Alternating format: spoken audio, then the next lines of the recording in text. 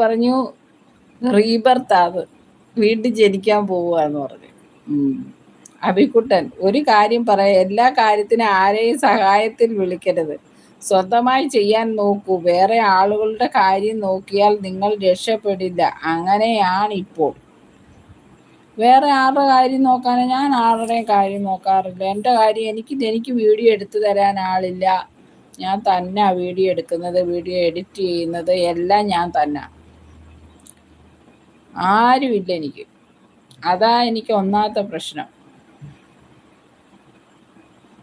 പിന്നെ ഇവിടെ ഓടി നടന്നൊന്നും ചെയ്യാനുള്ള സൗകര്യങ്ങളില്ല. ഞാനൊരു ഗുസ്നാന് വീട്ടിലാ കിടക്കുന്നത്.